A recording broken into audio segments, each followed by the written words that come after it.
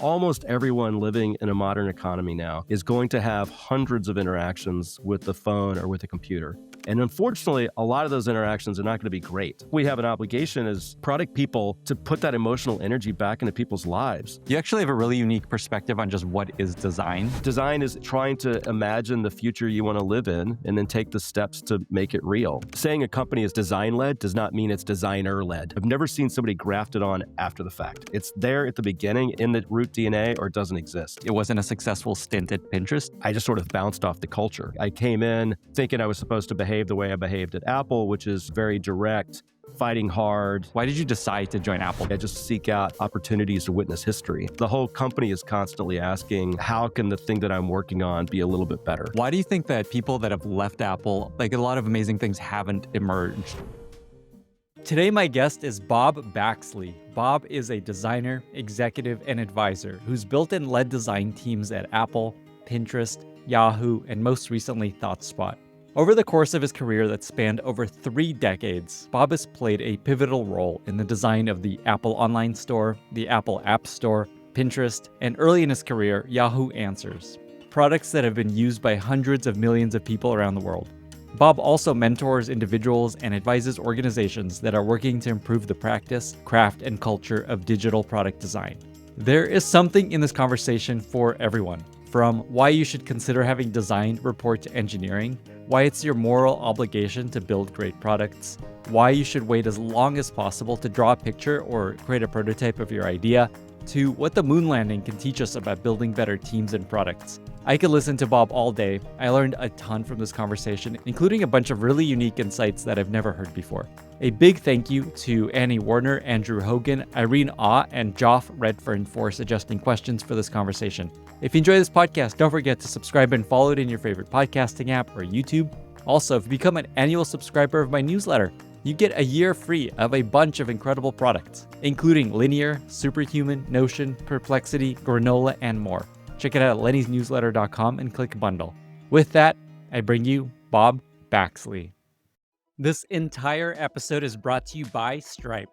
There's a reason that I've had more guests on this podcast from Stripe than any other company. It's because they hire the best people and they build incredible products. You probably know them for their payments platform, which powers my newsletter, and also companies like NVIDIA and Salesforce and Zoom and DoorDash. What you may not know is that they have several other products that can help accelerate your revenue, such as Stripe Billing, which powers billing for companies that you may have heard of: OpenAI, Anthropic, Figma, Atlassian, and over 300,000 other companies.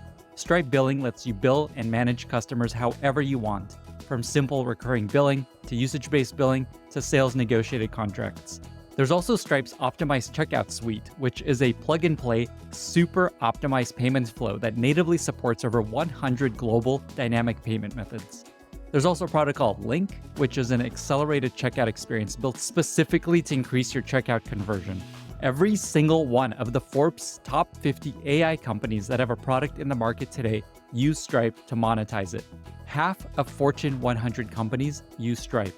$1.4 trillion flows through Stripe annually, which is equivalent to over 1% of global GDP.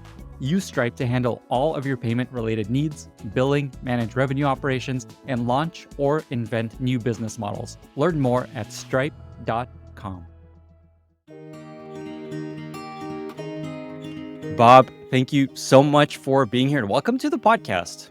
Lenny, thank you so much. Thanks for having me, but also just thank you for what you do. You know, we are still in early days of trying to figure out how to make software together. I think of it sort of like where the film industry was in the 1920s. We've had our talkie moment. We're kind of on the cusp of having our shift to color moment, but we're still trying to figure out how to make movies. And a podcast like yours, specifically yours, I think is one of the greatest resources we have for learning from one another. So I appreciate all you're doing for the community and for helping us as a community make better software. Wow. Well, I really appreciate that. That means a lot coming from you. There's so much I want to talk about in our conversation. There's a story that I hear that you often tell, which is when somebody asked Steve Jobs once, what is your favorite product that you've built, that you work on? And his answer, what's that story? So I actually can't remember where I heard this, but I believe the story's true. Steve at one point was recounting the products that he had created. that he was most proud of. And if I recall the whole list, it was the Apple II, the Mac, the iPod, the iPhone. I think Apple Retail was in the list. And then he said Apple itself. And when I heard that and when I've reflected on it, that is the longest lasting thing. And I remember there was also a story that Steve was talking to, I think it was either Ed Catmull or John Lasseter at Pixar. And he said, everything we make is going to be a doorstop in 3 years. But the stuff you guys make, they're still going to be watching in 100 years. And so I think Steve had some concept of the longevity of these things. They knew the products themselves were very ephemeral, but there's something about the culture of Apple that's lasted a very long time. And I personally believe will last for some time yet to come. And it's a way of making decisions. It's a way of behaving. It's a way of seeing the value of technology in the world. And it infuses everything in that company. I mean, everything from the checkout system when you go to the receptionist to what it's like in the cafeteria. At least when I was there, they had patented the pizza box because they had reinvented the pizza box that you would get at Cafe Max, because the whole company is constantly asking, how can the thing that I'm working on be a little bit better? And I think that was something Steve brought to them and had them constantly asking that question. One more Apple question, then I want to move on to other stuff. Why do you think that people that have left Apple, a lot of them, like a lot of amazing things haven't emerged from people that have left? Like Humane was a recent example. We're recording this the day after Johnny Ive and OpenAI merged, so we'll see what happens there. But it just feels like there hasn't been a ton of alumni that have built incredible things. Yeah, I'm hard pressed. So obviously Tony Fadell would be one with Nest, and he'd be an outlier.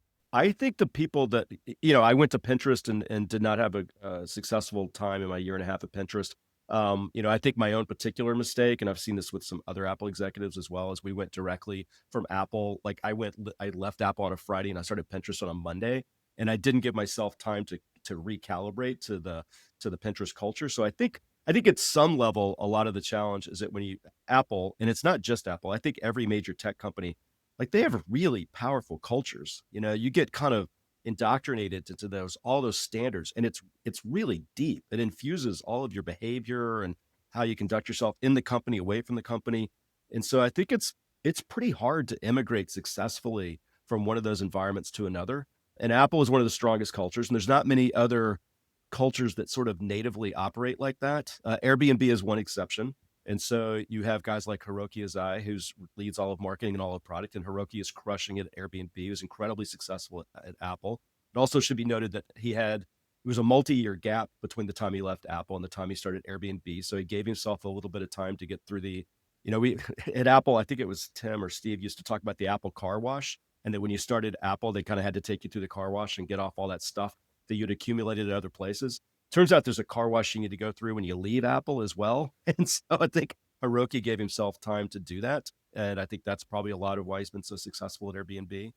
The thing I took away from Apple, and I think this is true for anybody changing from one major culture to another, is most likely the new place hires you because of the values of the organization you left, but not the behaviors. And so I think it's important to kind of recalibrate and say, well, I want to hold on to these values. So at Apple, attention to detail, product excellence, doing everything you can for the customer and the user. So try to hold on to those values, but then think, okay, how are those values best expressed in this culture? And I was more successful at expressing those values in the culture of ThoughtSpot, which was my last job, than I was in the culture of Pinterest. If I had to do it again, I could probably do better at Pinterest. So I think that's useful for anybody leaving one very specific culture and going someplace else. Like try to hold on to the values, but not the behaviors. This is so interesting. And I appreciate you sharing that the way you described it, that it wasn't a successful stint at Pinterest. A lot of people don't share that sort of story and don't put it that way. They see on their LinkedIn, oh, head of design at Pinterest. Oh, amazing. So cool. And then, if you're like, oh, okay, but it didn't work out that well. I think that's really interesting. Is there anything more you can share there about what you learned for other people to maybe avoid that sort of situation? Anything you took away from that experience? One of my friends that was at Pinterest, I'm still friends with, he said, I just sort of thought of it as you bounced off the culture. And I think that's kind of the way to think of it. I came in thinking I was supposed to behave the way I behaved at Apple, which is, very direct, fighting hard. It's everybody cares about each other. It's never insulting, but it's intense. And that's not really where Pinterest was at the time. And again, all this is like a decade ago, so I don't know what any of these companies are like today. But at least when I was there, Pinterest had posters in every conference room that said, big poster that said, say the hard thing. Well, that's where Pinterest was at the time. And I can assure you, nobody at Apple was having to remind you to say the hard thing. And so I probably could have picked up on that better than I did.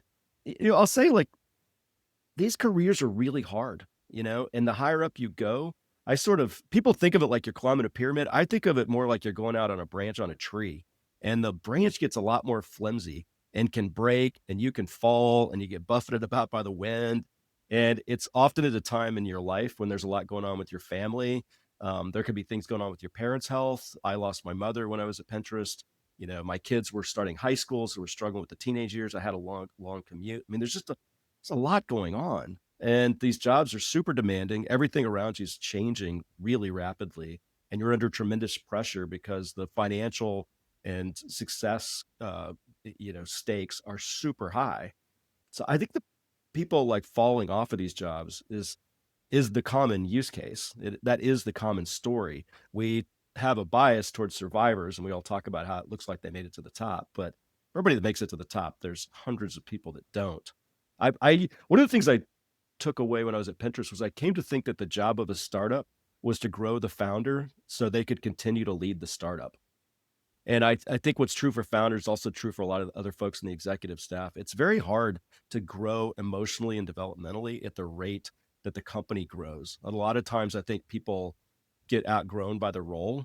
And I saw that across Apple. I've experienced that myself at different times in my career. I see that happening with my friends. And it feels like a failure. That is the human experience. That's what happens. It's very hard to grow as fast as some of these companies are growing. And we could debate the merits of Mark Zuckerberg, for example. But when you think about the trajectory from being, a kid in a dorm room to, within like 5 years, he's like, Facebook's a big thing. I mean, think of your own life. Can you process that level of evolution and change? And, that's just, I don't know, man. I think that's like really super hard to do that and stay balanced. And also keep doing that for so long. Like the Airbnb founders, I think it was Brian's maybe first job or second job, and he's Oh doing it yeah. now for, I don't know, Yeah. 15 years in a Oh, row. founders, it's their life. It's very unusual to see founders move out. I had this other theory that a startup is still a startup until the founder moves aside. So by my definition, even Meta is still a startup in a way that Amazon's not. And, an Airbnb is still a startup in a way that Pinterest is not because Ben's moved on. It's really, you don't find out if the culture can sustain itself until the founders are gone. And then you really see what's going to happen. Just to close the loop here, one takeaway here that I think is really interesting is that you can fail in a job and things will be okay. Clearly, you're doing a-okay, and having a place that doesn't work out doesn't destroy your career, which I think a lot of people feel like if they're not doing well in their current job, it's over. Things are all going to go downhill. Yeah, your career's not your life. There's a lot more to it than that.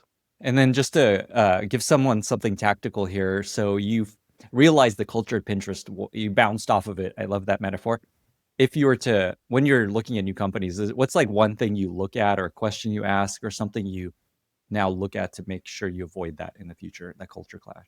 Yeah, so I'm fortunate at this stage of my career that I usually get to interview with the CEO or the founders or something like that. So what I'm usually looking for is, do they have a story as to why they believe in design? Like really in their heart and soul, do they care about design? Because if I go into a company that doesn't really value the thing that I do, I'm just not going to have a great time.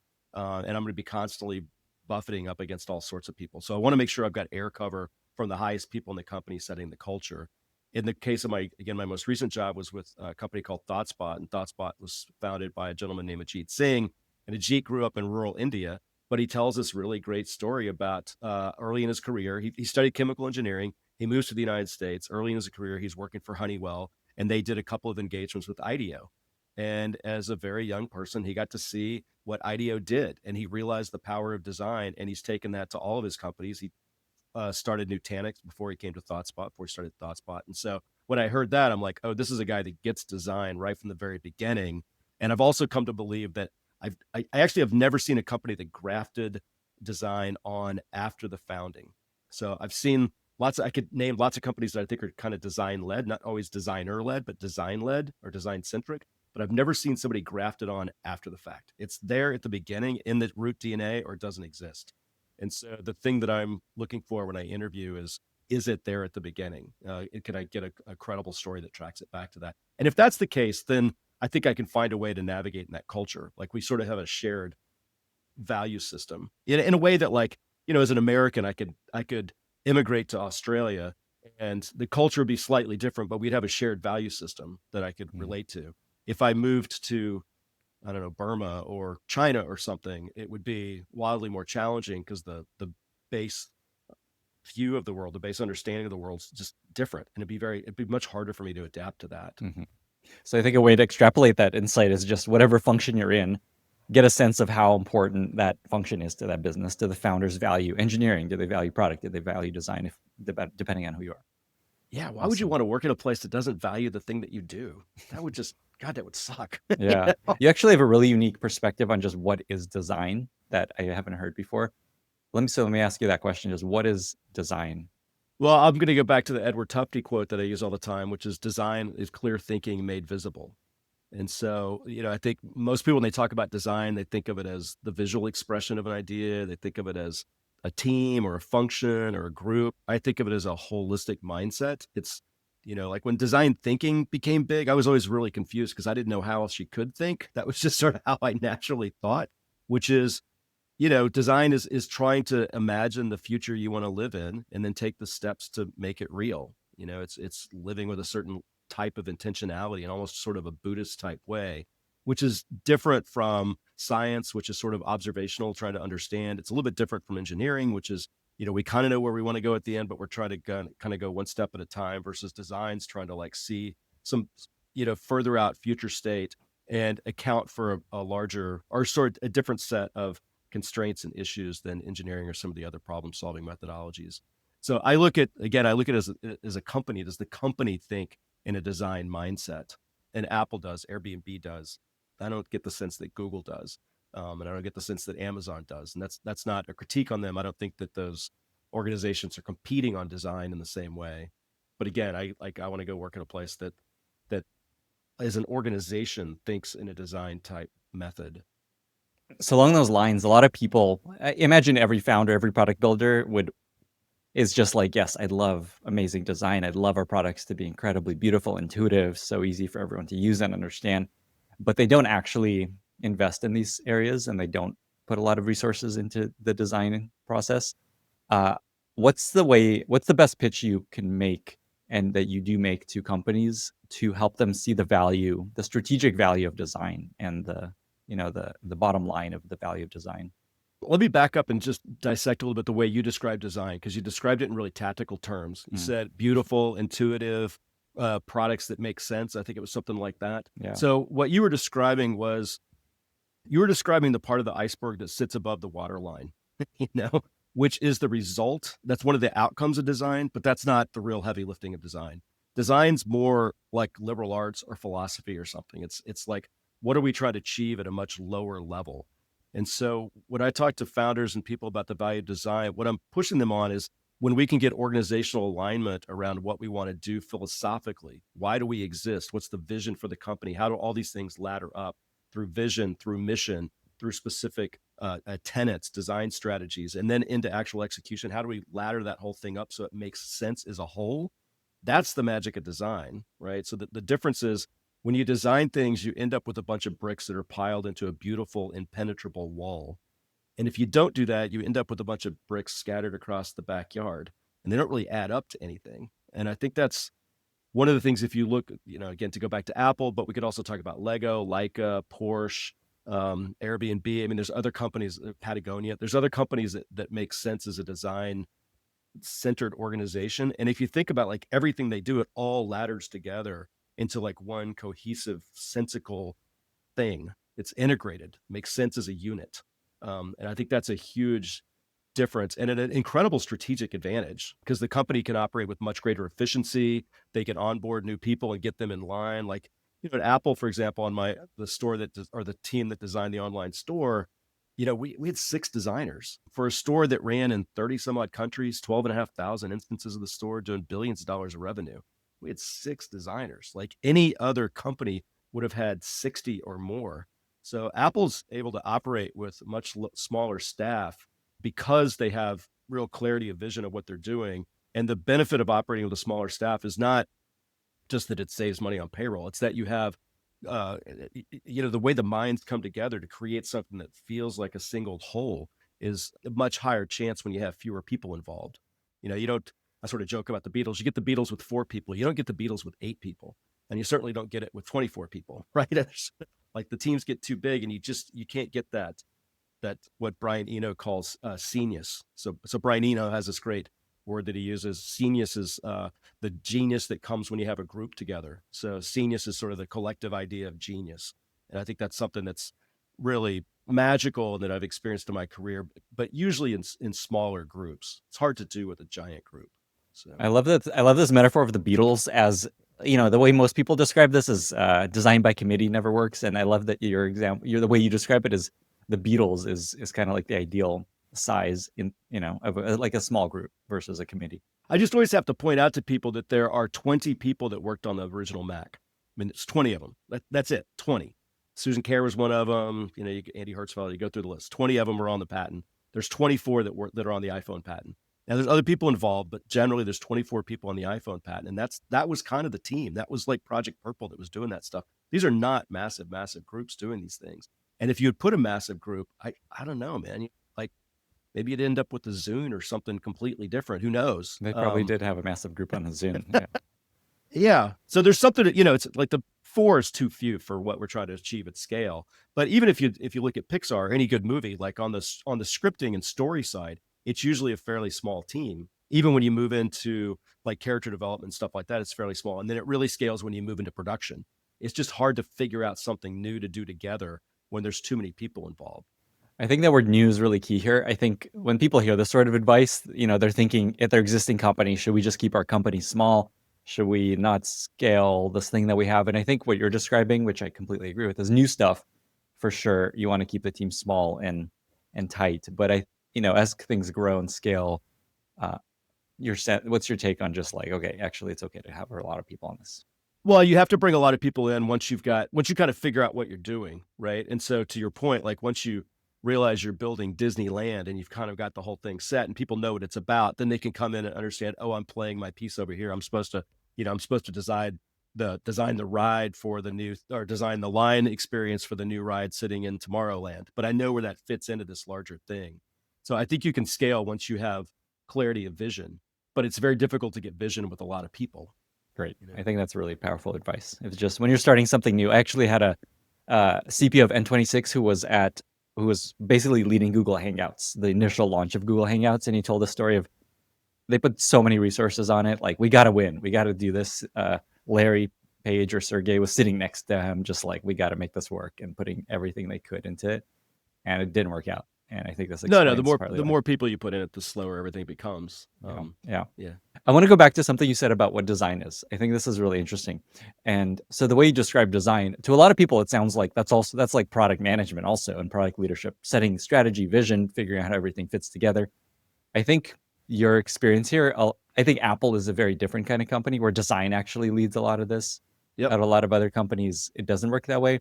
Any thoughts on just like how you advise companies think about the split between design and product management that aren't Apple? One of the best lines I ever heard was from my friend Joseph O'Sullivan at a dinner one night. He said, saying a company is design-led does not mean it's designer-led.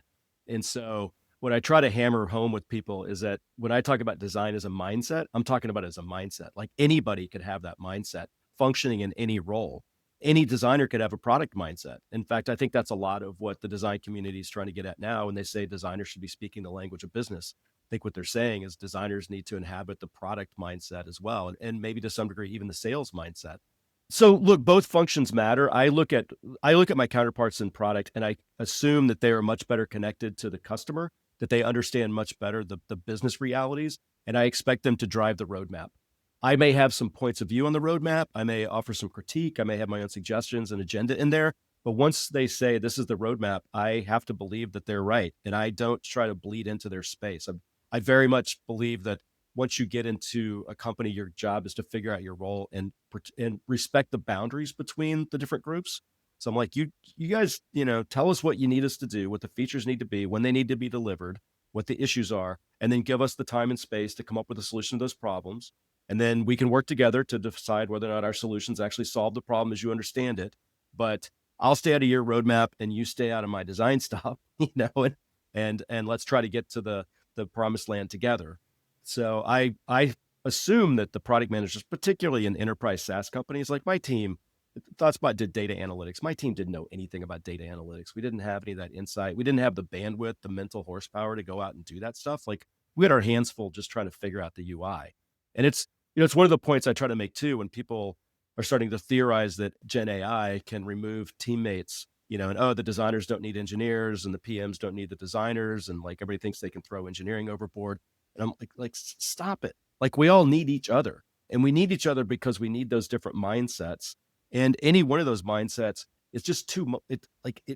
One of those mindsets inhabits somebody's head completely. I just don't think you can simultaneously hold multiple mindsets in your head. So it's not that one of my PM counterparts couldn't bring a lot to the design table. It's just, I need you to play that position. Like in baseball, you don't, like the second baseman doesn't cover first. That's not how it works. Everybody's got to spread the field and play their position so we can take care of the whole thing, and respect that together we're going to come up with something better than any one of us would have come up with alone, and embrace the creative tension, welcome it. We still have to all go out to lunch and love each other and have fun together and keep in mind that we're having fun together. But, I like the rub. That's where all the magic happens. That was a very illuminating clarification. Something else that I heard you believe that I haven't heard before is that design should report to engineering. So I'll say that every company culture is different and different organizations work in different ways. In my experience, I think that design is most successful at impacting what ships at the end if design is considered phase 0 of the engineering process, rather than a byproduct or a part of the product process. So I just think what I've seen happen over and over in my experience at Yahoo, ThoughtSpot, Pinterest, other places, when you're working directly with product, it's easy to kind of leave engineering out of the loop, and product and design can go cook up stuff that doesn't quite make sense technically, or is really hard to implement, or is just a bridge too far. And I think that engineering doesn't feel like they're a part of it. So you bring them at the end and they haven't really been brought along. So they don't quite understand how to extrapolate from the specs you make into what should really ship. Maybe they don't bring the same level of enthusiasm to it because they haven't been brought along. So I think there's something about having the design and engineering team very tightly connected, and kind of living together. And it's not that you have to do that structurally from an organization point of view, but it's hard pressed if you don't. I also think you can just account for timelines and costs and things better when design's part of engineering. And many of my design friends will push back on this and they'll say design should be its own thing and it should be an independent group and we should have, 3 co-equal branches of government. And that's a solid argument as well. And there's some places where that works beautifully. My experience is that design rarely has a budget or an army. And so it's very hard for them to really hold their own in that sort of a setting. Also, although, you'll see people argue with me on LinkedIn about how design needs to be measured and we need to have metrics and be held accountable for a number. I don't really believe that in my heart. I think it's I've just never seen a number that you could apply to design that we could reliably affect. So I think it's very hard to hold design as an organization accountable for a particular outcome the way that most of the other C-level roles are held accountable. Sales has a number, engineering has very specific expectations, product has very specific expectations. And although I know this will frustrate some of my friends, I just haven't been able to figure out how that works for design. And again, it can vary from culture to culture. Certainly there's very successful chief design officers, and we could go through the list. I just think in many companies, it's a stretch. It's just hard. What I see work, and I'm curious to get your take, is just product engineering design have exactly the same goal. And the more everyone and their performance as an employee is tied to the same thing, essentially, because then everyone is pushing in the same direction versus like, oh, I have my engineering goal, I have my design goal, I have my PM goal, and it just creates all kinds of weird incentives. Yeah, look, I would kind of defer to you on that, honestly. Like you've talked to a lot more people across a lot more companies, so you have a much broader set of information you're working with.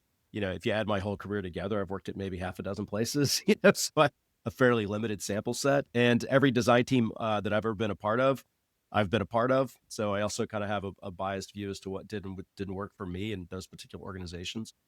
I'll go back to what I said. Every company is different.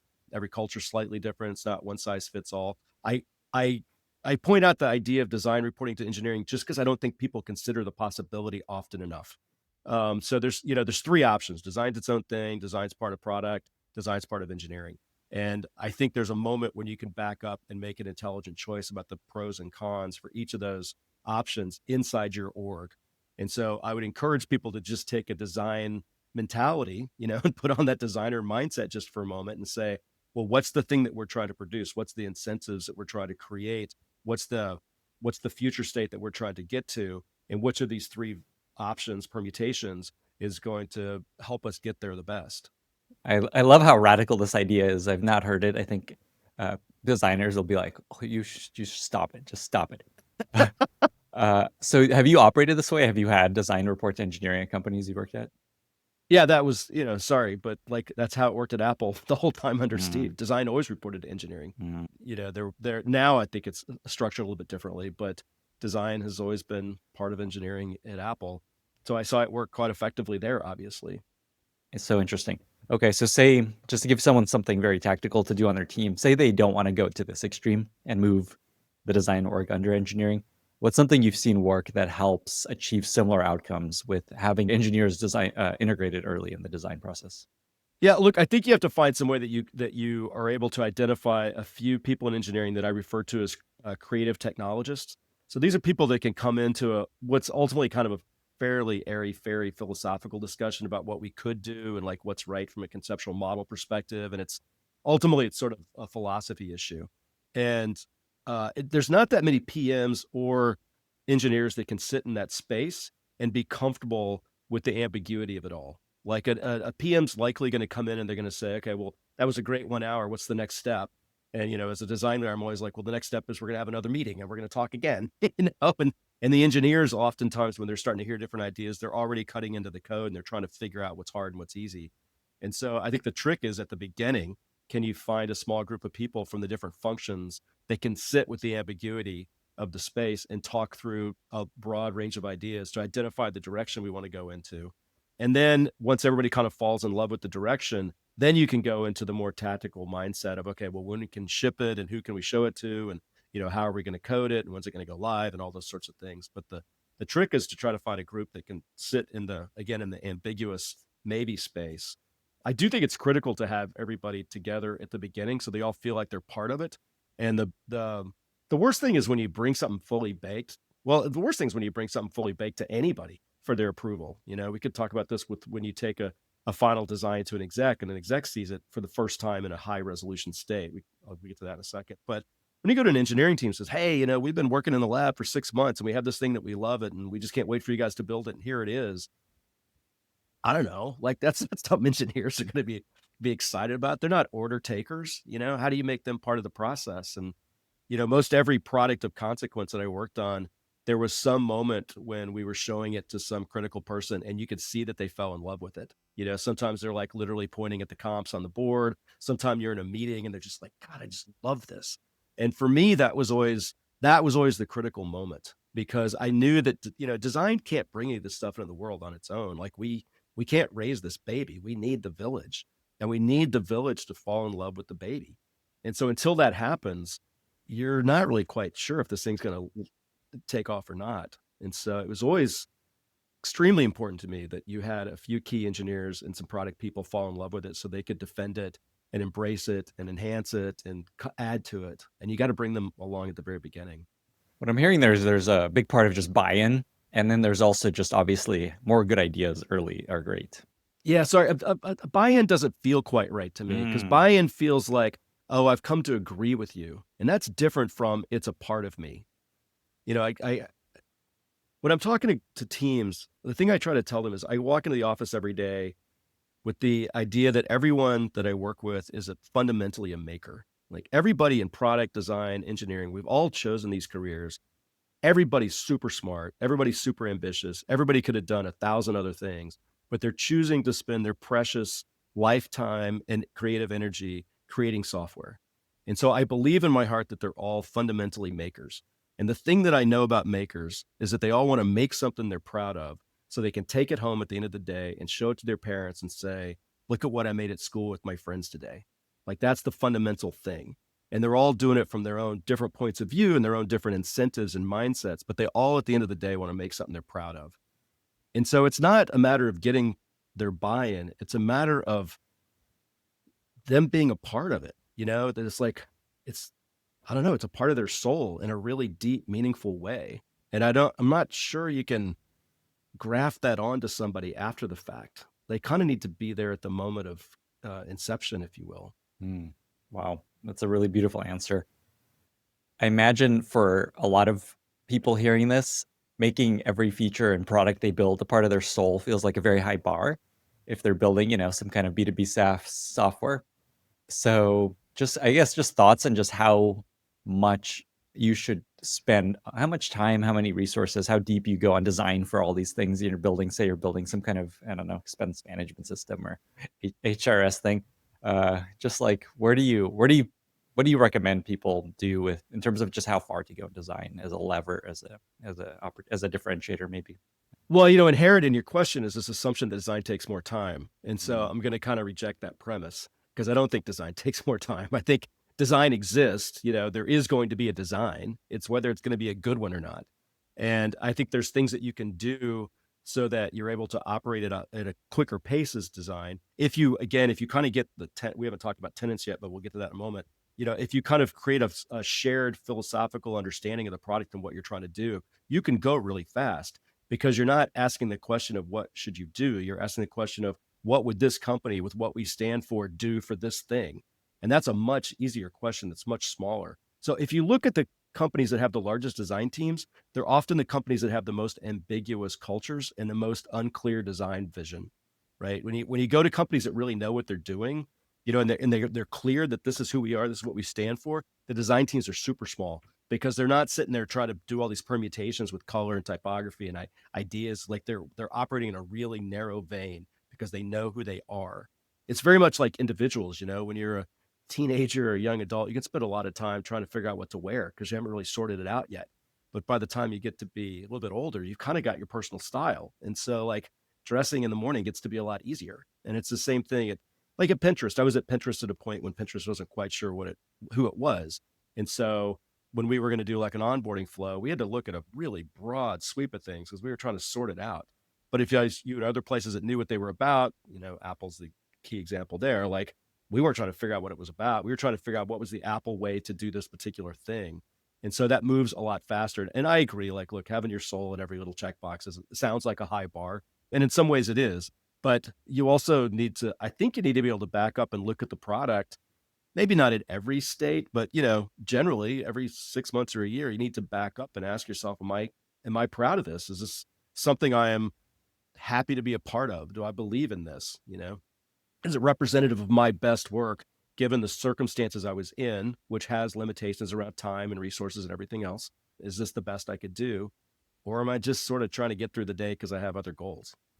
So let's actually follow the thread of design tenets and principles. So this is something I've heard about you, that you're a big fan of design tenets versus design principles. What is the difference? Why is this so important? Yeah, so look, there's whole websites dedicated to design principles. And if you go and you read it, you'll see a lot of principles like simple, clear, beautiful, fast, secure. You'll hear these words, and all these words are great. I mean, obviously I have nothing against any of these words, but they're not useful as decision-making tools because nobody would ever argue the opposite. Nobody ever sat in a meeting and said, oh, let's forget clear. Let's try to make it as confusing as possible. So the idea of clear, it's nice to have out there as I don't know, sort of a platitude to move towards, but I just don't think it helps you make decisions. And so tenets are really decision-making tools. And it's sort of, like a classic one is paper versus plastic. Like it's just too complicated to reconsider that every time you're at the grocery store. So you sort of make a rule for yourself and you're just a paper person or a plastic person. You move on from there. And so it's sort of that at scale. And the story comes from when they were starting to work on Keynote. Apparently the guy who was responsible for originating Keynote went to Steve and said, how should we think about Keynote? And Steve said, I want you to keep three things in mind. One is it should be difficult to make ugly presentations. Two, you should focus on cinematic quality transitions. And three, you should optimize for innovation over PowerPoint compatibility. And if you take that last one in particular, if he hadn't kind of said, we're going to go this way instead of that way, that team would have spent the next 10 years gouging each other's eyes out over whether they should try to go for PowerPoint compatibility or innovation. And so when I was at ThoughtSpot, I realized pretty early on that I wasn't going to be able to have any sort of command and control over everything that was going to happen in the product. There was too many people involved, too many engineering teams. Most of them were in India. Like I needed to move from a mindset of control to one of choreography. I needed to try to set the culture and set certain design tenets that everyone could internalize and follow, and hopefully then make the right decisions in that groove, if you will. And so we had three. I think you can't have more than three or four because you need everybody to memorize them. You can't, they can't be consulting a handbook. And so one of them was documentation is a failure state, right? Like in enterprise companies, a lot of times people think, oh, we'll just put it in the manual, it'll be part of the training. And I would constantly be coming back and go, stop it. Nobody wants to learn our software. Nobody cares. We are just one more browser tab in a world of browser tabs. We are not this user's complete world. They do not want to learn this stuff. Documentation is a failure state. Maybe we can't always avoid it, but we should do everything we can to simplify things so you can figure it out in the context of the product. That's number one. Number two is every interaction should start simple and the user should have to opt into complexity. So our main competitor at the time was Tableau. Tableau started with complexity. That was their whole value prop, is like, we're a super powerful tool. We can do all sorts of stuff. So when you sit down at Tableau, it feels like you're flying the space shuttle.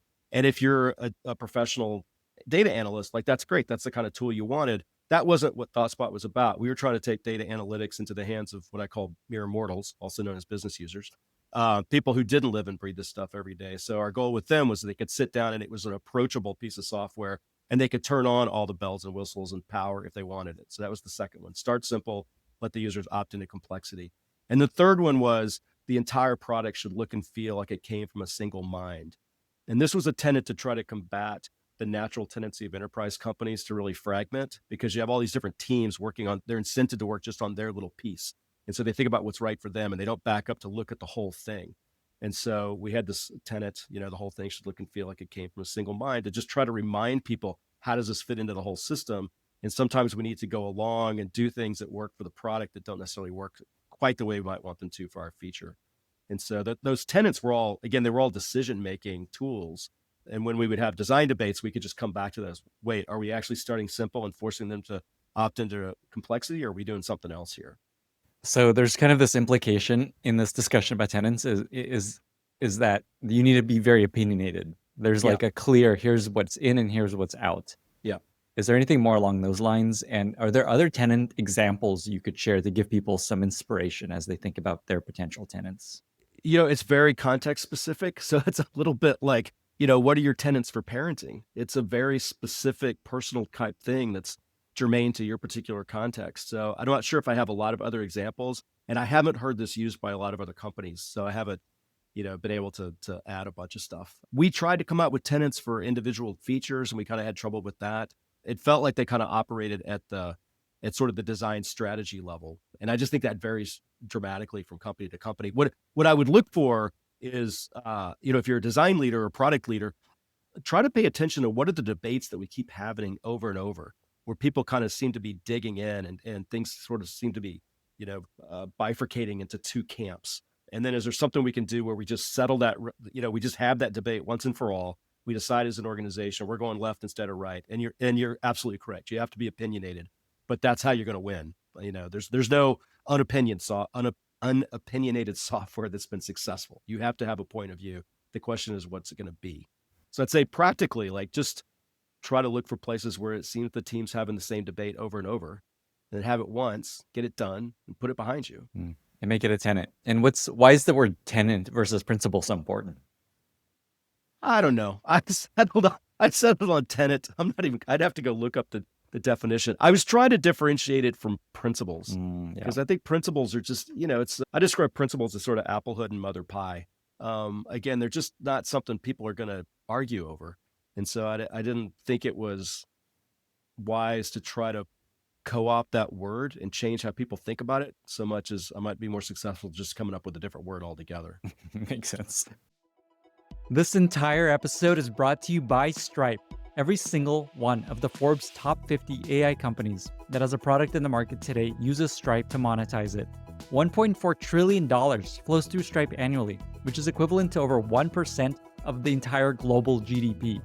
And Stripe isn't just a payments platform. They also have a product called Stripe Billing, which powers billing for companies that you may have heard of: OpenAI, Anthropic, Figma, Atlassian, and over 300,000 other companies.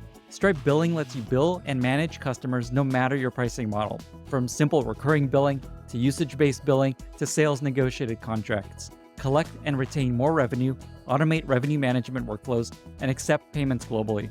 Use Stripe to handle all of your payment-related needs, including billing, revenue operations, checkout flows, or simply launching or inventing new business models. Learn all the ways that Stripe can grow revenue for your business at stripe.com.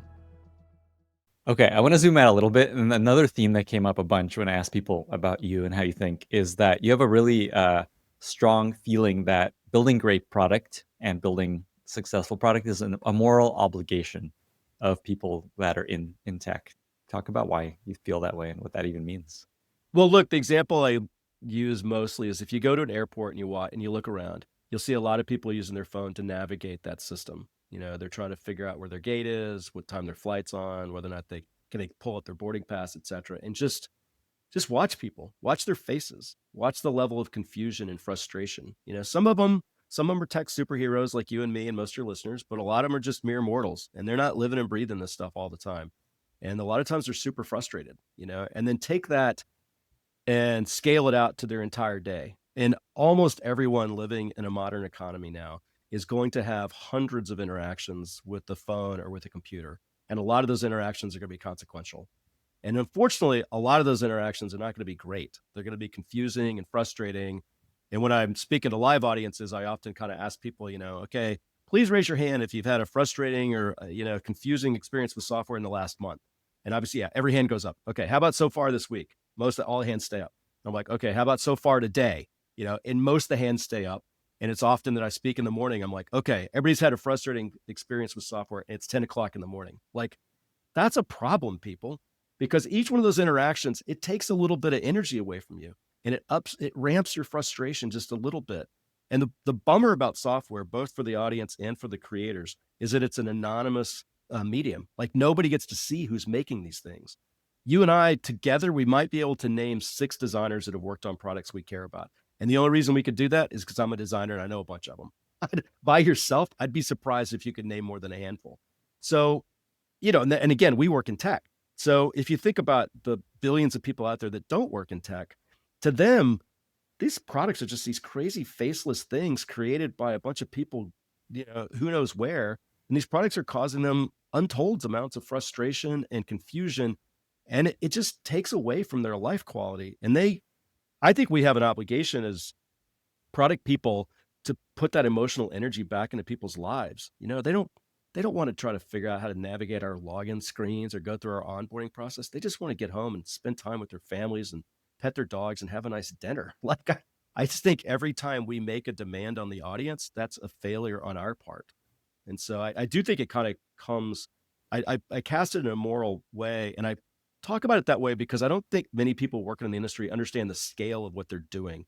Again, because it's an anonymous field. Like, we never see anybody on the other side of the glass. But I think with this podcast, it'll go out to, I don't know, hundreds of thousands of people. Like, if you and I saw all the people that will potentially listen to this in one place, we would think to ourselves, oh my goodness, that's like a lot of people. We might think of it differently. We might behave differently. My team at Apple, but also my friends that are working at Facebook or Google or wherever, it's very hard to really understand that they're creating something in Figma on their computer that's going to be interacted with by billions of people thousands and thousands of times. And if you lose sight of that, I think I don't know, you get sloppy, and disrespectful is the wrong word, but I think you just lose sight of how much impact you're having on other people. Wow, that's really inspiring. That makes me want to build products and make them awesome. There's so much power to that. I think a little bit, what this makes me think about a little bit is kind of random, but when I see someone click and watch one of my podcast videos on YouTube, I'm like, wow, that's like one person that's going to spend their time watching this thing. Wow, I really want to it gives me more motivation to make these even better and better. Yeah, look, I think you have to find ways to go. You have to find mechanisms where you go out of your way to see people using software in real time. I've worked on products that have been used by billions of people. I have friends that have touch billions of people. None of us ever get to see anybody use this stuff in the wild in their natural state. Maybe we see them in a lab or something like that, but I've never seen anybody just randomly using even Pinterest, But there's ways that you can go, and as a creator, as a maker, you can go and watch people using software in the wild. So like just go observe people going through self-checkout at Target, which is the best self-checkout I've ever seen. Go watch that, then go watch it at some other grocery store where it's not as great, and like really notice what happens with people. Much to my kids' frustration, when their friends are over, I often grab their friend's phone and just sort of flip through it to try to understand how people are organizing their home screens and which apps they use. And maybe there's something in there that I haven't seen. I'll ask them what that is and ask them to kind of give me a tour of it.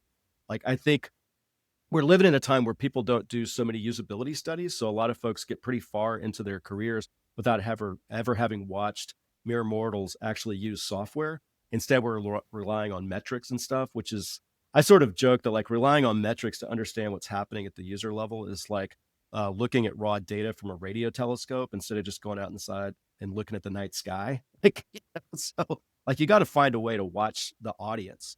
Filmmakers can go to a theater, they can watch people understand stuff. Comedians can go to a comedy club, they can help start to develop an intuition about why people laugh.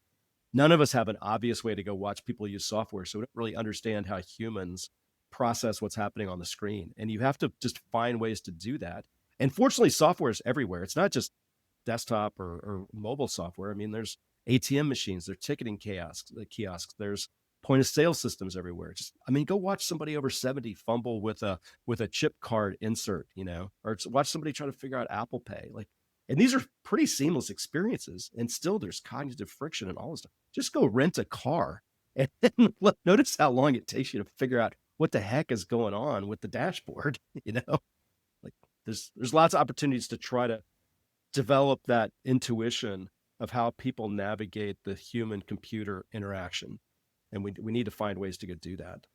An important element of what you're describing here, which I think maybe people miss, is that you're talking about just any software in order, not your own product, in order to start building your sense of taste and gut feeling for what works and doesn't work. And I had a guest on recently, Guillermo Rausch from Vercel, founder of Vercel, and he had a really great phrase of something they do at their company. They have this kind of mission of exposure hours. Increase your exposure hours to people using our product, and then you can extrapolate that to any product.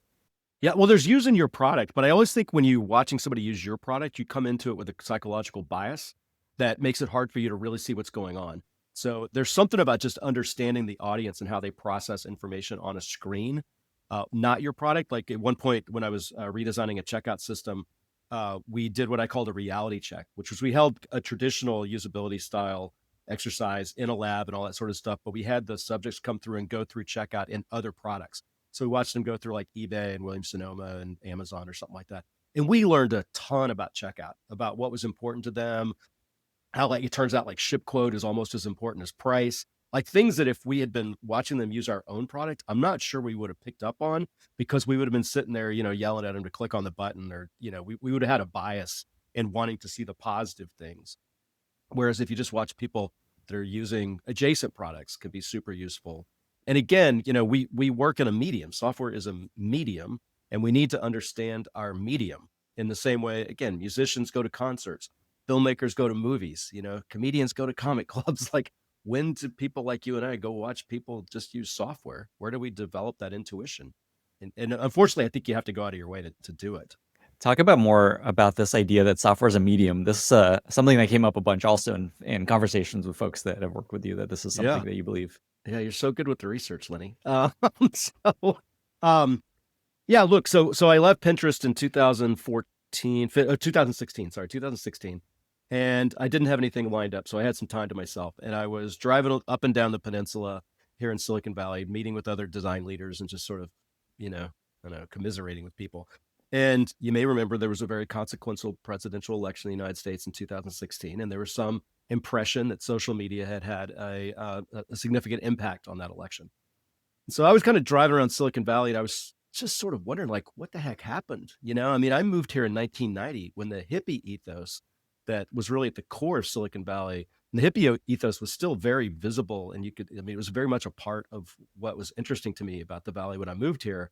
But 2016 is a long time later, and that hippie ethos had gotten pretty quiet. And so I was listening to a podcast about the history of Silicon Valley by a Stanford group. The podcast was called Raw Data, and it was season 2.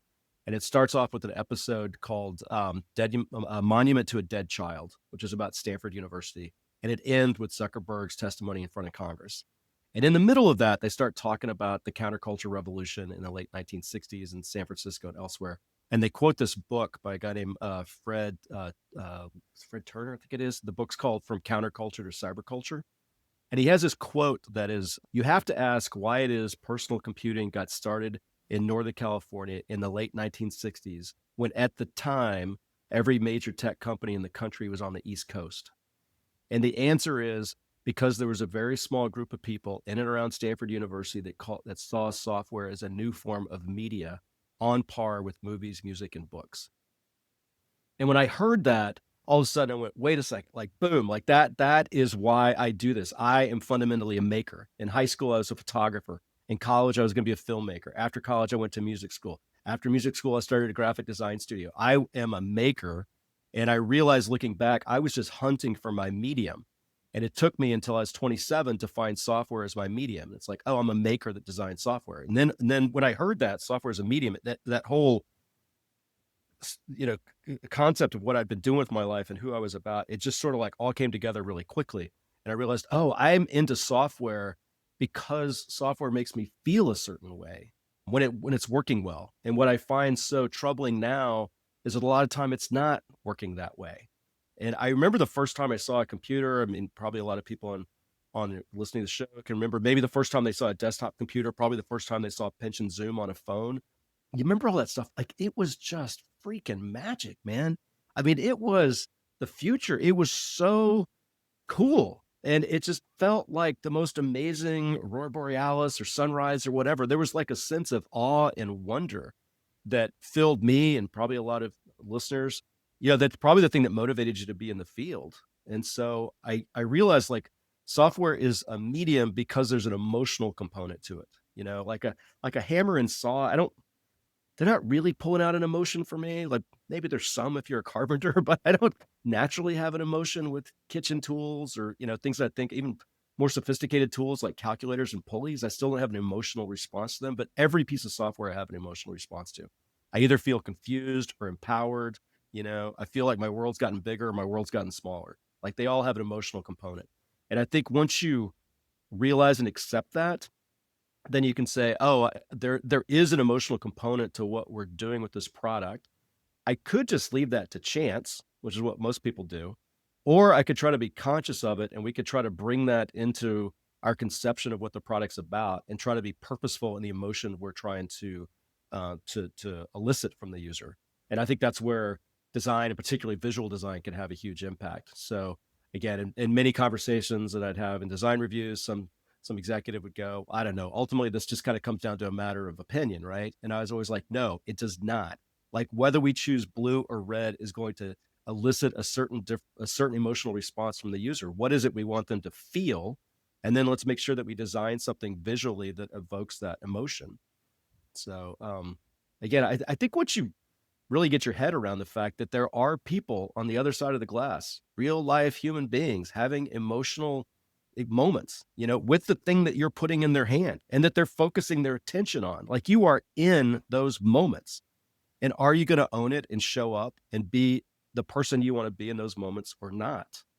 A few months ago, I guess a little longer ago, I was talking to the team at Toast who makes the handheld point of sale stuff that they use in restaurants. And the thing I was trying to tell them is whether or not you see it tonight, you're going to be at dinner with a few 100,000 people all across the country. And if we take just one example, you're going to be at a very nice diner with a grandmother and her 2 teenage sons in Ohio, and the check's going to come, and the waiter, the waitress is going to hand over the device to that grandmother, and because she wants to pick up the bill. And you have the opportunity to either make her look like a superhero because she knows what she's doing, or to make her look like a fool, and one of her teenage grandsons is going to grab the device and do it for her. You're at the dinner table. What are you going to do for grandma? You going to show up as well as you can? Or are you going to just like let this whole thing fall apart because you didn't think hard enough about grandma? And that's true for Toast. That's true for every product any of us are working on all the time. Mm-hmm. This is so interesting and fascinating and inspiring. I was going to ask how you use this insight that software is kind of the most powerful media, more even than TV and movies. And you shared it, which I think is really important. So just to kind of double down on this, is the advice here is think about the emotion you want the user of your software to have as you're starting the design process, not just what do you want them to do, how fast do you want them to get through this flow. It's what's the emotion you want them to have. Yeah, I often don't think about what I want them to do. I just think that's sort of a selfish way Mm. to think about it. Like they have something they want to do. Like I'm trying to help them. Like I'm not if I just don't ever approach these things of the user something for me to exploit and take advantage of and manipulate. I know there's people that do approach it that way, which I think is a little unfortunate, but I just as a designer, I guess I have my own set of values, my own kind of compass on these things that's push me in a certain way of thinking about it. And so I'm kind of constantly asking what's the right thing for the user. And I believe in my heart that if we prioritize that, wonderful things will happen for all the metrics, including the money metrics that matter. I've never seen a product be successful that used metrics as a driver for what they were doing. I've seen a lot of companies be really successful seeing metrics as a consequence and a way to evaluate the quality of their decisions and then using those to triangulate and make better decisions moving forward. So they're kind of a very useful feedback mechanism. But I think there's definitely a risk to confusing doing something because it's a driver versus something as a consequence. There's a few more questions I want to ask, but I want to come back to something that I asked earlier that I think is on the minds of a lot of, say, founders and product managers listening to this, of just like, okay, this all is sounds really great. I would love to make these experiences so great. It's going to take us a lot of time to do this really, really well. You said that it doesn't have to. What's like a tactical tip or two that you can suggest to a founder or product manager to help them kind of contain the design process while also achieving these outcomes that you're describing? Well, I think if you can give, I mean, maybe one way to think about it is like a big giant AI prompt. The more context you can give it, the more specificity you can give it, the more this is what I'm about and what we're trying to get to, the more the designer is going to be able to figure out which swim lane they're supposed to be in to produce something. So I think if you're going into it feeling like the design process is going to take a lot of time, it's because you haven't been clear in your creative brief, so to speak, which often means you're not really clear in your own head. And I think I have worked with a lot of founders, and we could identify a bunch of big companies who I think got started that weren't clear in their own head. I mean, I don't want to, Yahoo was an amazing company, but if we just look at Yahoo for a second, I worked there. It was never clear to me what the founding vision of Yahoo was. And I talk a lot about vision statements, and we could say like the vision statement of Google is organizing all the world's information. That's a great vision. They'll never achieve that. That's something that's always over the horizon. And it's been a very useful organizing principle for their acquisitions and how the company grows. Amazon to be the Earth's most customer-centric company. Okay, great. That's a vision. They will never get there. It tells you how they're going to expand. Apple doesn't have an explicit vision, but I might describe it as personal computing can have a transformative effect on the lives of individuals, right? And I think that kind of focuses a lot of what they're trying to do. Disneyland, still the best vision statement of all time, which is the happiest place on earth. So once you tell an employee this is supposed to be the happiest place on earth, then you're signaling all sorts of things about how they need to pick up the trash and how they need to show up on time and how they need to wear their uniform. Like you're just signaling a whole bunch of stuff. So when I talk to founders, a lot of times they just don't have that clarity of what's the vision of the company. And to go back to Yahoo for a second, I never heard a vision. And so I'm not really sure what they were ever about. They kind of stumbled into the directory and then they added a bunch of stuff around the edges, but it never seemed to make a lot of sense.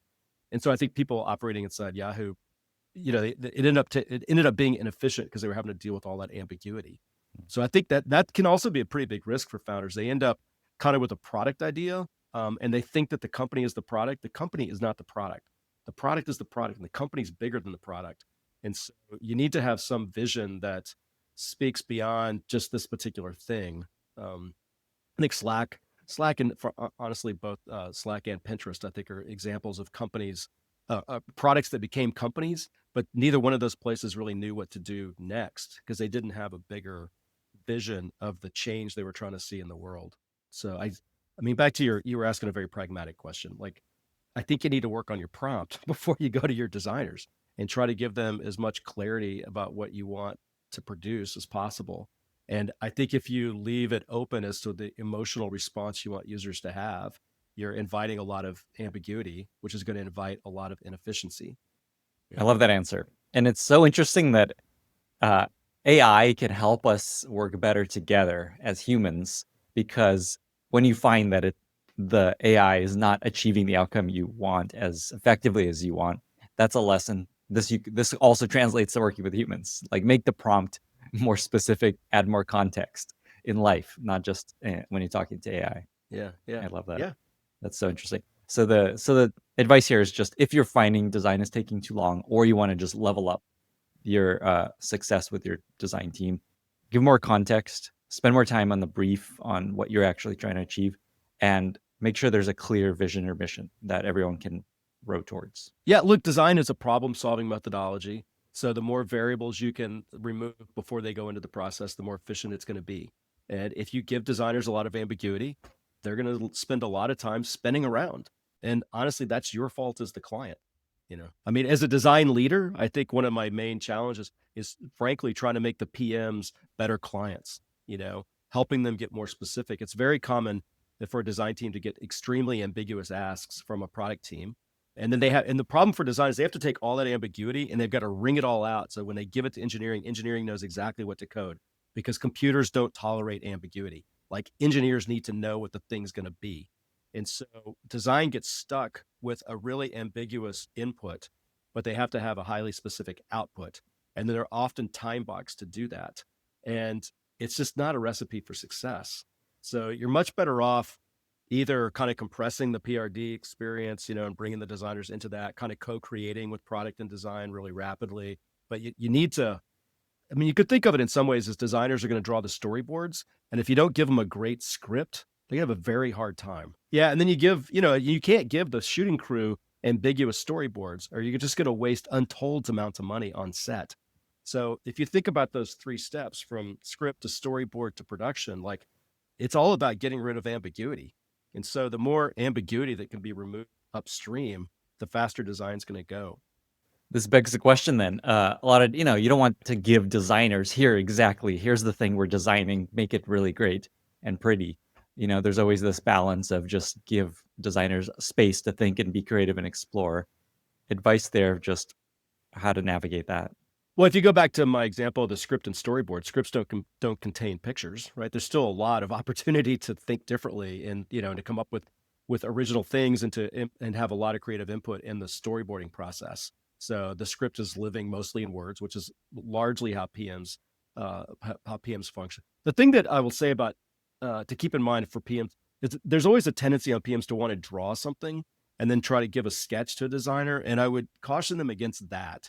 Sometimes they have to draw themselves so they can think it out, but like, if a PM came to me with something that was drawn and kind of fully baked, my response was like, thanks for giving me that. Now I know exactly what we're not going to do, because almost as a point of pride, there's no way I'm going to go execute that exact thing. So you're right. Like, PMs have to give you the space to operate. And I think a lot of what they're trying to achieve can be done in more informal ways, conversationally, and whiteboards, things like that. But yet you need to narrow the problem for the designers. They need constraints. They don't need a tiny little box, but they need constraints. Think in terms of, like, you don't give them an airport tarmac, and you don't even give them a football field. You give them something more like a basketball court. There's sort of a scale at which they can do their design thing. I want to talk about basketball later, but not yet. You've shared a lot of counterintuitive lessons on building product, designing, building teams, leadership. Is there another very counterintuitive lesson you've learned about building products, hiring, leading teams that goes against common startup wisdom? The thing I would say is that you should wait as long as possible to draw a picture. Like, and that, I think that pushes against all the Gen AI tools that help you create prototypes. And there's obviously a lot of excitement around that. I can just give a prompt and the AI is they're going to crank out a UI for me.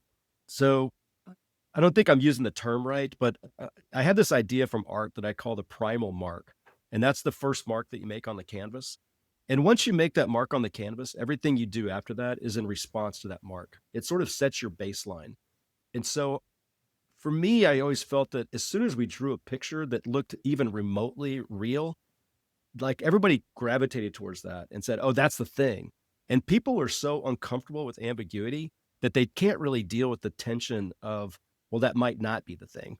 And so, as soon as you draw a picture that looks even slightly realistic, much less something that comes out of one of these Gen IA tools, everybody kind of goes, "Oh, that's the thing." And you just keep doubling down on that thing.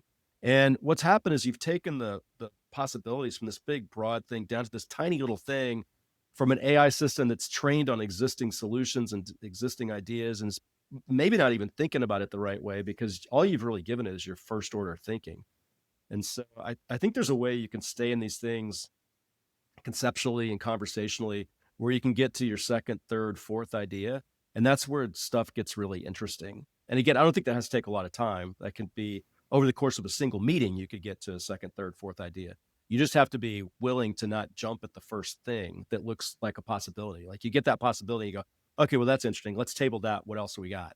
There's one story that's kind of related that's useful.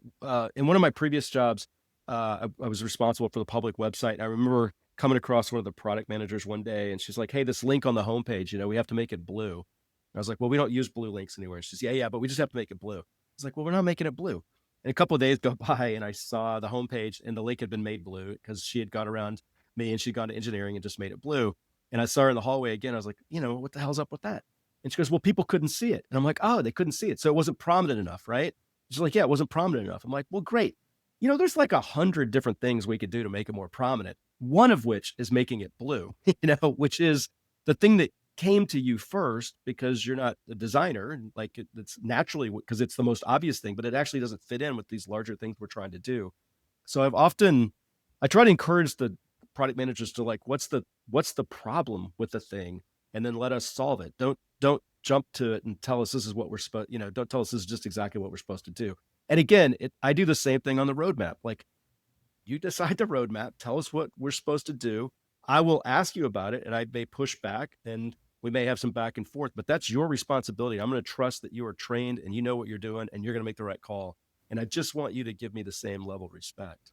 This advice about not drawing quickly and not making that primal mark, which I love that term, I'm curious your take on AI prototyping tools these days, because that's like the extreme version of that. Not only are you just creating a sketch, it's like, oh, it's working. Here it is. Here's what it looks like. Thoughts on that? Do you discourage people from doing that? PMs especially. Well, I think it's a production tool, right? So like once you know what you want and you can give it a really robust prompt, then I haven't played with it a lot myself because I'm not in an operational role right now, but presumably it's really useful at cranking out that an actionable prototype, which you can click and experience. And I've said for a long time that an interactive idea needs to be expressed interactively, so we're not talking with our hands and we can really understand what's going to happen. So when the idea is ready to be expressed, I think those tools are probably fantastic. But ideas start off pretty fragile, and the best ideas start off really fragile. And I think when you push them to develop too quickly and you put them out in the world and expect them to be able to stand up to critique too early, you're just going to squash them. I often think about them like the little plant in the Pixar movie WALL-E. You got to give that little guy a little space, a little time, some water and some nourishment. And you can't really just suddenly put him out in the wind and think he's going to make it. And so I think there's a lot of very fragile, interesting, quiet ideas that I think you need to give some space. And when you jump to the expression of them, I think you're putting them at risk. I'll also say that everybody when they look at a prototype, what they're focusing on is the visual and textual expression. And so as soon as you produce something in high resolution, the feedback you're going to get is going to be about colors and shapes and like these presentation layer things, which are very loosely related to usability and value, right? It's like focusing on the special effects of a movie that has a really bad story. And so at ThoughtSpot, we used to use what we called block frame diagrams, which were even simplified versions of wireframes. It was just big chunky blocks of here's how the screen could be and where things might be located. And because it was so low fidelity, people couldn't get into commenting on what it looked like. We had to talk about conceptually what it was. And so we were trying to build up this firm foundation where we could go from the block frames to wireframes, like to kind of the final expression. And I think it helped us clarify what we were trying to do conceptually so that by the time we got to the final visual presentation, that stuff was actually really simple. I mean, initially it made the product team really nervous because we would be sitting in these block frames and wireframes for sometimes weeks. And they'd be like, when are we finally going to see the comps? And then what would happen is, because we had such a robust design system, once we locked down on the block frames, we could send it to an agency and they could do the full high res comps like in a day, because they knew exactly what they were doing. And so the PMs were always like, what the hell happened overnight? You're like, well, it turns out that the high res stuff, that's not the hard thing. The hard thing is like the heavy lifting of thinking. What are we really trying to do? That's the hard part. And if you do the high res stuff, you really muddy the waters. And I think you end up spending a lot more time churning if you didn't. Again, I'm going to go back to the movie metaphor because I studied film. If you're trying to fix script issues when you're in production or storyboarding, you're going to churn and you're going to waste a lot of effort. So you got to figure out what you're trying to do before you go draw the high res stuff. And I think a lot of the Gen AI tools, it's this seductive thing of, hey, let's go make the comp and see what we think. I don't really know if you're going to get anything great out of that process. Maybe. That's a really interesting counter narrative, because it feels like every product team now is just like straight to prototypes. I just had she's one of the CPOs at Microsoft. I realize there's many CPOs.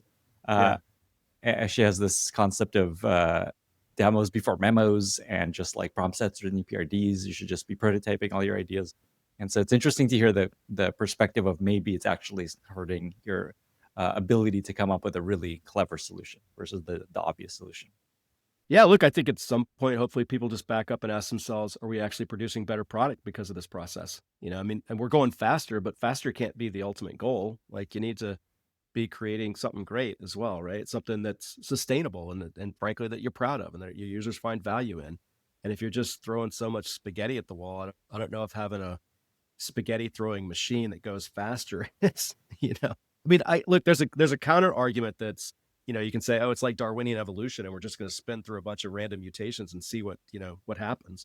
And I used to joke that, it's true that, if you take a bunch of hydrogen atoms and give them 14 billion years, you could end up with a tiger, but you don't know you're going to get a tiger, and you could get a 6-headed shrimp instead, and you don't really know when it's going to ship. So I'm not exactly sure Darwinian evolution is the way we create great product, but a lot of companies are making a run at it. I want to take us to a recurring segment on the podcast called AI Corner.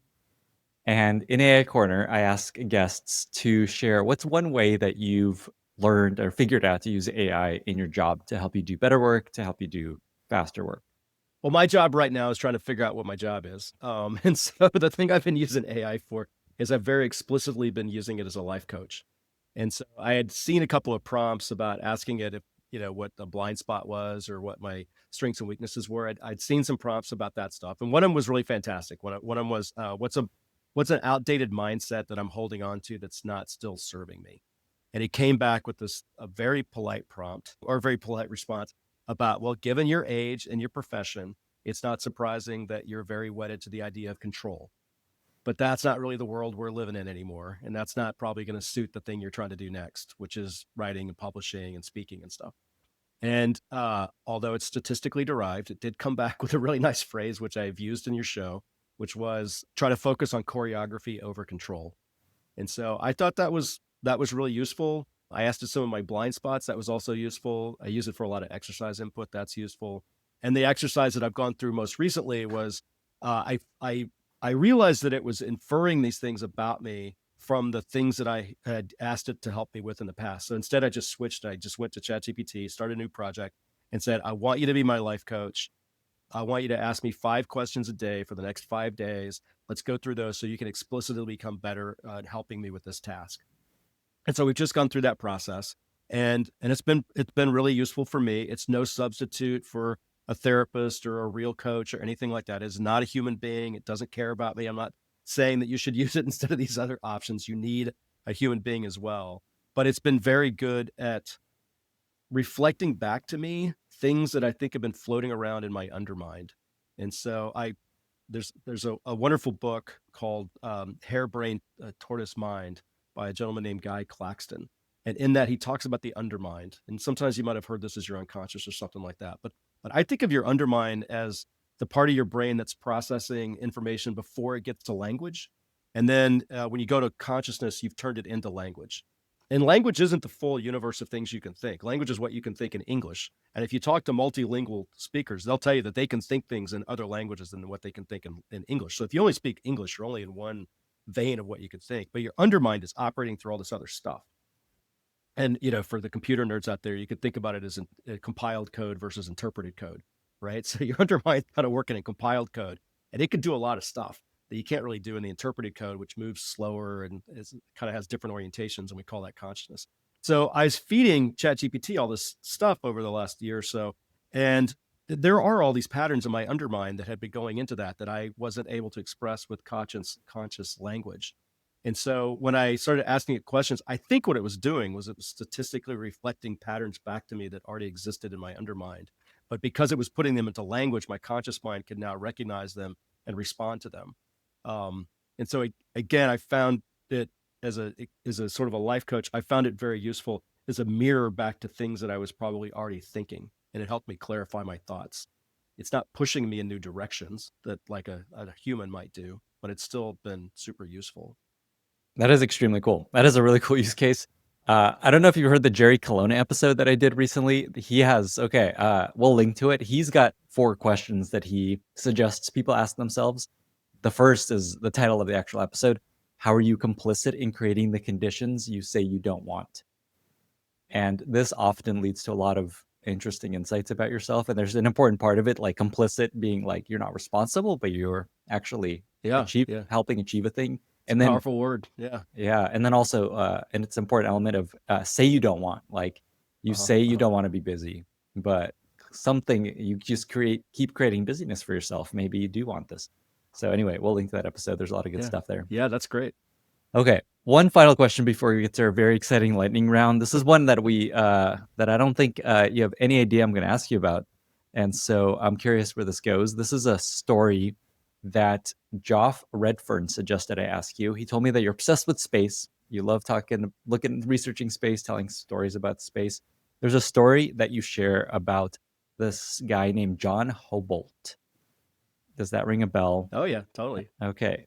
Share that story, because I think there's something really powerful here for people building products. So I should clarify, I am a fan of astronomy and space, but I'm a particular fan of the Apollo program, because I view the Apollo program and the moon landings as the greatest peacetime accomplishment of mankind ever. And I think it's an incredible, there's a profound number of leadership lessons and individual lessons to be learned from that program. And I've done multiple talks about this. I could go on for hours. Let's do it. Here we go. The particular question you're asking is John Hobart. So John was, I can't remember exactly where he was in the NASA hierarchy, but he was one of the people that was tasked with figuring out the question of how do you go to the moon? So just to take yourself back in history a little bit, President Kennedy goes to Rice University, I believe it's September or May 1962. And he gives the famous moon speech. We choose to go to the moon, not because it's easy, but because it is hard. That whole thing, which I also have to say, and maybe you'll link to this in the show notes as well. Everyone should go watch that talk. That is the perfect TED Talk. It clocks in right at 18 minutes. It shows you how to sell a big, giant, bold vision, the specifics that Kennedy gets into, the way he sets context at the beginning, the technical problems are going to happen, how much money it's going to cost, the way he puts the passion, why we're going to go to the moon, the whole thing. It is an incredible talk. It is the only moonshot talk ever, because a moonshot has to actually go to the moon. And so it is an incredible talk. So go watch the talk. But he steps off the stage and people at NASA are like, we've only recently put Alan Shepard into space, and he just went up and went down. I mean, that was like almost like a Blue Origins type thing. That was just up and down. We didn't even do a lap around the Earth like the Russians did with Yuri Gagarin. And now we're talking about going to the moon. Like, nobody knows how to go to the moon. And there was 3 different options for going to the moon. One was to build a big giant rocket and just go straight to the moon. It's called direct descent. And the main advocate for that was Wernher von Braun, who was the main rocket guy in the world. A little bit of a complicated past, but nevertheless, Wernher von Braun's a big guy. He's got the president's ear. Yeah, he's like, let's build a big giant rocket, go to the moon. People are like, yeah, the problem is when you get to the moon, the rocket's still super big. So like these guys are going to have to descend a big ladder. That's kind of a problem. So that was one idea. There was another called Earth Orbit Rendezvous, where you send 2 spacecraft into Earth, and then you link them up in Earth orbit, and then one of them goes off to the moon, but you still got to land that thing on the moon. And then there's a third idea called Lunar Orbit Rendezvous, which is where you build a spacecraft that includes a smaller spacecraft. So you send up 2 spacecraft together, One of them's smaller, much lighter, and you use that just as the ship that goes down to the moon's surface and back up. And that spacecraft is truly a spacecraft. It only flies in space, which means the engineering requirements around it are profoundly different because it doesn't have to survive re-entry into the Earth, right?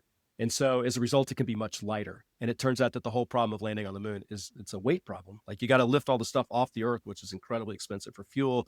And you got to land it on. I mean, there's just a lot goes on.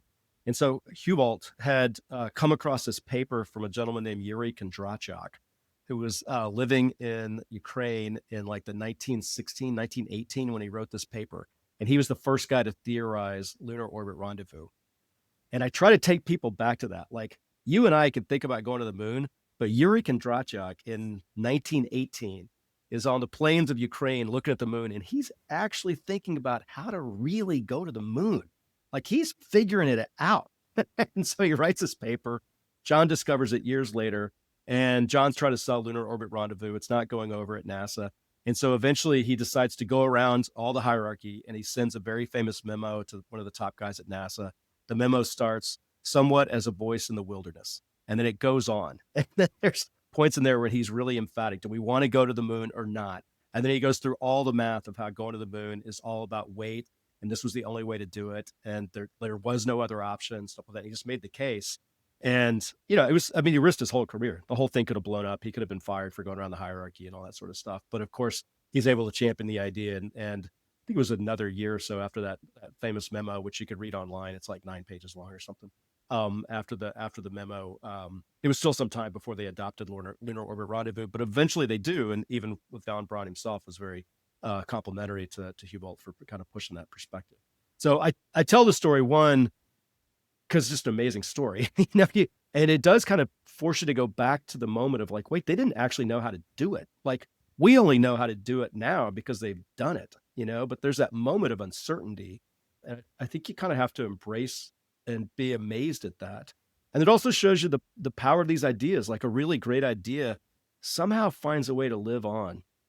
Somehow it just sits out there and it just waits for its time, and Yuri had brought this idea into the world and it just sat around, and then somebody discovered it and dusted it off and was able to push for it, and it came through. And then maybe the third lesson is like ideas need champions. They need champions willing to put themselves on the line for them. So if you believe in something and you've made your case and you can really make your case, have the courage of your convictions and get behind it and fight as hard as you can for it. Such a great story. And I love that you summarized the takeaways too, by the way. So to me, the takeaways and the lessons here is, one is coming back to your Pinterest board in the office, say the hard thing. 2 is be patient. It may take a little bit of time for an idea to, like a radical idea especially, to resonate and stick and get adoption. So if you're pitching a big new product idea, like don't assume that they'll immediately agree. Also just this idea of like, if you really believe in it, go ahead, go and champion it. There needs to be someone passionately arguing for this. Yeah, I'll just add to that one thing. Like I think people need to understand that they're advocating for ideas and not for themselves. And when I talk to a lot of designers, it may be true for PMs, I hear a lot of people say that they're reluctant to post on social media or on LinkedIn or something because like, well, I don't want to be, I don't want to be self-promoting. And I try to counsel them. I'm like, look, it's not about self-promotion. Like like there are ideas that you care about, that you want to see succeed in the world. And so get out there as an advocate of the idea. It's not about you, it's about the idea. And like, don't be afraid to stand behind the idea. We've spread a lot of good ideas in this conversation. Bob, with that, we reached our very exciting lightning round. Are you ready? Yeah, let's go. We added a ding to this. So I like that drum roll you added, Sweet. and there's a whole thing now.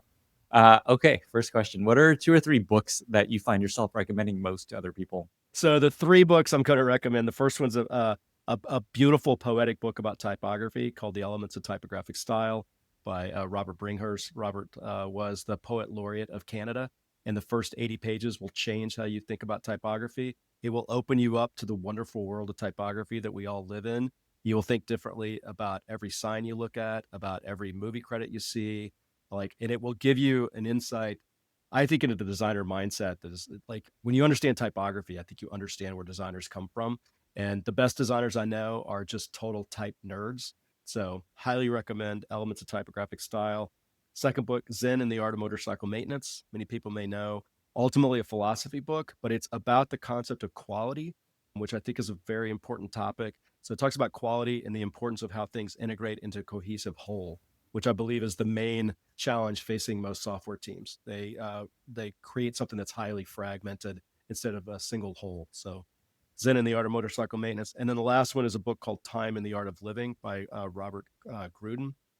It's just a very interesting collection of sort of impressionistic views of time and how time passes and what time means. So it's very different from the others. And it's not something probably gets recommended on your show too often, but I think it'll help people in their lives in a powerful way. Mm. I think these are all brand new uh, entries in this question. Next question. Do you have a favorite recent movie or TV show you really enjoyed? So I really enjoyed Severance. I enjoyed it as a filmmaker. I was just blown away at the filmmaking. I was intrigued with the story and the characters. And I think as someone who's worked in corporate America, when you understand that it's basically critique and commentary about the modern workplace, there were times that I just thought were unbelievably funny and insightful. It was definitely interesting watching it with my wife, who was an attorney and hasn't worked in those kinds of environments. So it's like an episode where some people kind of got disappeared, and the language they were using was all around the language you would hear around a layoff. And so, like, I was laughing myself to death, but she was like, "What? Like, what's going on?" So I thought Severance was super fascinating. And then I'll throw one other in there, which is not something I've recently seen, but something I highly recommend for everybody, which is Lawrence of Arabia. Lawrence of Arabia is I think one of the two or three best expressions of the medium of film. And so when you think about the ability to hold moving pictures, characters, story, music, photography, set design, costume, like the whole constellation of variables that come to play into a movie, I think Lawrence of Arabia is probably one of the two or three most complete expressions of what the medium is capable of. And I think it's useful to think about in technology all the different elements of a product and all the different elements of a user interface and how you can break those down the way you can break down all these elements of a movie. And how many pieces of software do we use where somebody is actually conducting that symphony in a really coherent, powerful, full on way? I love that movie. Next question. Do you have a favorite product that you have recently discovered that you really love? You're focused on recent, and I'm just going to push back. No, there's nothing terribly recent. The stuff that I go back to, I'll give you a couple of nerdy ones. I have a Leica M6 cam, which is a film camera, and I recently started shooting with film again, which I absolutely love because it forces me to slow down. I always talk about Leica cameras. They're obscenely expensive, but the thing about Leica cameras is you show up different when you shoot with a Leica. So when people think about cameras, they think about the quality of the image. They don't think about how the tool is going to change them.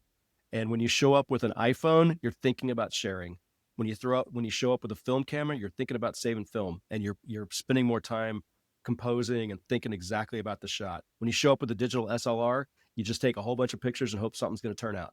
And so I think I think these cameras are a very useful metaphor for being conscious about how the tools you pick are going to impact the thing that you produce. So once you go into Figma, you've made a decision about the thing you're going to produce. If you stay in a sketchbook, you've made a different decision. You know, if you go into something else, you've made a different kind of decision. So I'm say the Leica M6 with film because of that. And then the software product I would point out, which is not terribly new, but I think it's worth noting, is a tool called Habitica. And Habitica is really fascinating. It's a habit tracker and task management app, but it's fundamentally a game. It's a role-playing game where you create a character and your character evolves and can buy armor and go on quests and things as you check off your habits and stuff. And it is the most interesting expression of shifting conceptual models that I've ever seen. So if you think about a conceptual model, it's sort of the software equivalent of a genre in a movie. And so like once you say it's a project management software, you're kind of in a certain genre. If you say it's a productivity tool, you're kind of in a certain genre. So if it's, social media, you're kind of in a certain genre. So these are different genres. And Habitica is really interesting because it mixes genres. It mixes role-playing game with To-Do Manager. And so I think it's a really powerful example of how you can really shift the user's thinking in the same way like movies, for example. Like Star Wars is ultimately a cowboy movie set in space.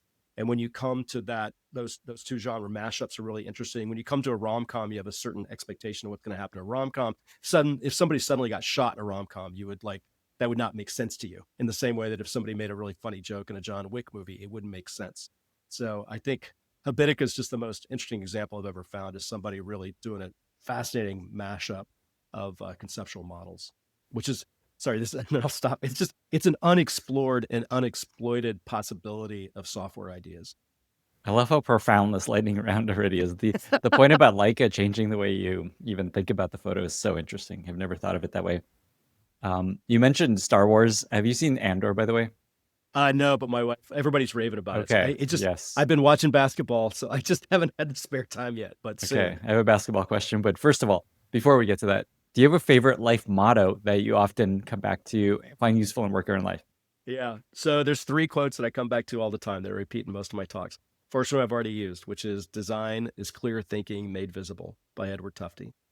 Second one is from the American landscape photographer Ansel Adams, and I've also alluded to this. And the quote is, "There's nothing worse than a brilliant image of a fuzzy concept." And then the last one is an African proverb, and it goes like this: "If you want to go fast, go alone. If you want to go far, go together." And I think we've kind of touched on all 3 of those things today when we've talked about the resolution of comps. We've talked about using Gen AI to try to go faster, things like that. And, those 2 ideas kind of collide in an interesting way. People think if they cut their colleagues out of the pie, they can go faster. And it's true, they can go faster. You just can't go very far. Like, you need a group if you want to go far. And just because you can create a brilliant image doesn't mean you got a good concept. Go look on Instagram. You'll find plenty of photographs that like tingle your senses from a visual perspective, and you will forget them by the time you close the app because they don't mean anything. And so we live in a time when it's very easy to produce things at incredibly high production values, but they don't mean anything. And so they're just like fancy potato chips. There's no nourishment there, man. Like, I love that this connects back to the vibe coding apps and prototypes that people build, that you can do it really quickly, but it won't go too far potentially. yeah. Not to hate on those tools, they're amazing. Okay. They are. Yeah. They are. Like, all this AI stuff is profoundly amazing. And I will encourage people, like, one of the most amazing things for me about this moment in AI is that the kind of AI we're experiencing has been theorized for well over 50 years. So there is a vast knowledge, a vast warehouse of interesting, amazing thoughts from philosophers and engineers and social scientists and people thinking about what is this moment going to mean when we have this sort of artificial intelligence that challenges our conception of what it means to be human. So, like, there's so much stuff you could be reading to help you process this moment and the very intense and profound psychological challenges it's bringing forth. It definitely feels like we're finally living in the future. Like, the future's actually happening. There's gonna be robots walking around soon. We got self-driving cars all over San Francisco. It's really, really stark. It's a future, yeah. It's a future. Well, that's my concern with a lot of the fiction of the future, is most of it is dystopian, and like, here's all the problems that we're going to run into, which is going to be useful. Like, here's the robot laws that we got to be thinking about. Just to go back to this idea of how once you create an expression of something, people baseline off of it. I recently got to hear Henry Modisette, who's head of design at Perplexity, give a talk, and one of the things he said that just really struck me was that people's conception of AI was put out there by Hollywood years ago. So this idea that AI is going to take stuff over and is ultimately like really dystopian and malevolent towards humans and stuff like that, it's actually something that's created by Hollywood. And we're all like, and now we're like trying to outlive Hal, and stuff like that. And so it's just such a great example of somebody put the concept out there and planted that seed in people's heads. And now we're struggling to get people off that baseline and to look at it with fresh eyes. That's a really good point. Yeah, it's much more entertaining to watch AI trying to kill us all, not just, oh, everything's amazing. Great job, AI. Okay, final question. I know you're a huge sports fan. In particular, you're a big Warriors fan. So let me just ask you this. Say you were running the Warriors. Say you were the owner of the Golden State Warriors. What would you change? What would you change to help them win? A team, like a real team, can't be dependent on a single player. And I think there's such a dramatic difference in the Warriors when Steph is on the court and off the court. If you listen to the local announcers, they're always like, these non-Steph minutes really matter, and like, I look at that and I'm like, that's not really a team then, right? That's like Steph and, it's like Steph and the band of merry men. And the Warriors are bigger than that, right? And most of these basketball teams are bigger than that. currently, I think across a lot of places in the NBA, there's a single player that can go down that makes a difference in the organization's success. And that just seems dangerous and not a team. So, I mean, I kind of don't know what to say. I don't know how you replace Steph Curry. He is a singular, I don't even call him a generational player. It's a bit bigger than that. He is unequivocally the greatest shooter in the history of the game. And he's one of only 2 or 3 players that's actually fundamentally changed how the game's played. But I just know for winning, the Warriors are at risk because Steph is meaningfully old for an NBA player. And, you can't have the whole franchise built around just him. I love this hot take. A great way to end it. Bob, I could listen to you all day. This is so fun and interesting in so many ways, on so many levels. 2 final questions. Where can folks find you online if they want to reach out and maybe learn more about what you're up to? And how can listeners be useful to you? So bobbaxley.com is the easiest place. Right now it's just a bento site, but I'll get some more stuff up there in the coming days, hopefully before this episode goes out. We'll see. But there's plenty of links there that'll help you connect to me on LinkedIn and some of my talks and a few links to some other things that I find useful. Just find me on LinkedIn. I publish pretty much every day on LinkedIn. So that's an easy way to find me. Yeah, I'm happy to be connected to whoever is interested in being connected. And then in terms of how you can help me, I'll go back to what I said earlier. It's not really about me, Lenny. It's about these ideas. It's about the idea that software matters, that we're making something for people on the other side of the glass, and that it's a way that we show that we care and that we should care. So it's not about me. It's about us together trying to create a digital world that we want to live in. The digital world right now, it's not something we really want to live in. It's not a place any of us would turn our kids loose in. You and I talked about this earlier. Like, the digital world's not safe for our kids. Like, haven't we kind of done something wrong? So I hope people take that responsibility more seriously and try to help clean things up a little bit. I think we've made a dent in that. Bob, thank you so much for being here. Thank you so much, Lenny. It's been a real honor, privilege, and just a ton of fun. So thank you so much. Same for me. Bye, everyone. Thank you so much for listening. If you found this valuable, you can subscribe to the show on Apple Podcasts, Spotify, or your favorite podcast app. Also, please consider giving us a rating or leaving a review, as that really helps other listeners find the podcast. You can find all past episodes or learn more about the show at lennyspodcast.com. See you in the next episode.